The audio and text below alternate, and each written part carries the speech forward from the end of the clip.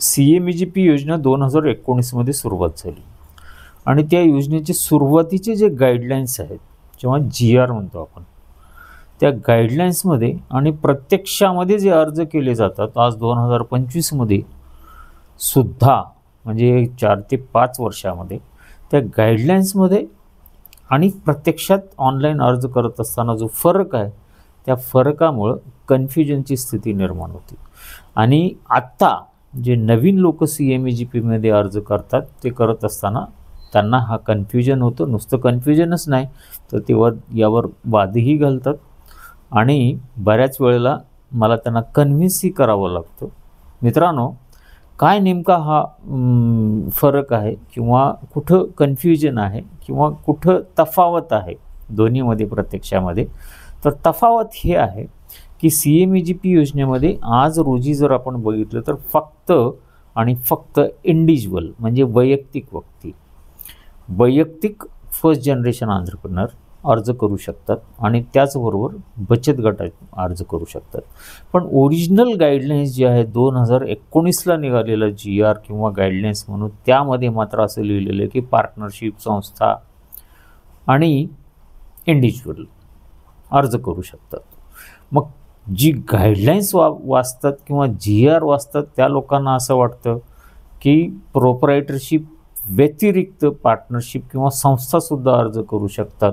मग आपण का अर्ज करू शकत नाही एखादी पार्टनर कारण आजकाल आपण पाहतो की यंग जनरेशन विशेष करून दोघं-तिघं एकत्रित येऊन बिझनेस करण्याचा प्लॅन करत असतात।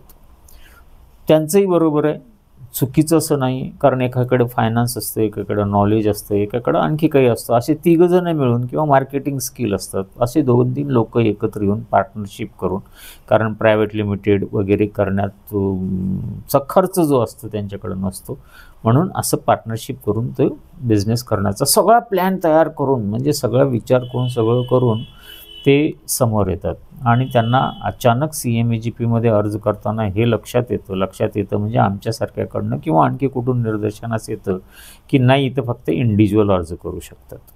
मग माथापच्ची सुरू होती। पण आजही म्हणजे आता मी व्हिडिओ करत असताना सुद्धा CMEGP मध्ये ॲप्लिकेशन करत असताना इंडिव्हिज्युअल नॉन इंडिव्हिज्युअलमध्ये फक्त बचत गटांनाच अर्ज करता येऊ शकतो। हे आयदर गाईडलाईन्समध्ये दुरुस्ती करणं आवश्यक आहे किंवा प्रत्यक्षामध्ये अर्ज करत असताना यामध्ये दुरुस्ती करणं आवश्यक आहे।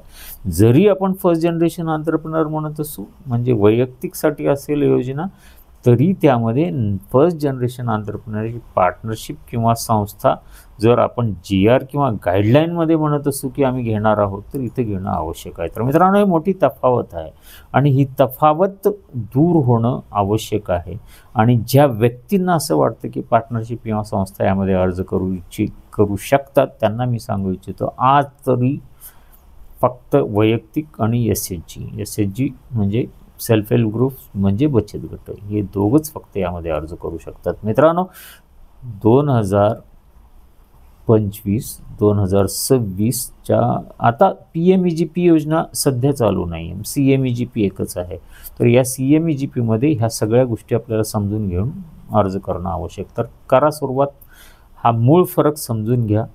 व्हिडिओ आवडला तर लाईक करा शेअर करा आणि चॅनलला सबस्क्राईब करा बघत राहा कप्ते यूट्यूब चॅनल। हां मित्रांनो शेवटी दर रविवारी संध्याकाळी म्हणजे रात्री 9:30 वाजता ऑनलाईनमध्ये तुम्ही मला माझ्या यूट्यूब चॅनलवर येऊन प्रश्न विचारू शकता आणि आपल्या शंकेचं निरसन करू शकता। धन्यवाद मित्रांनो।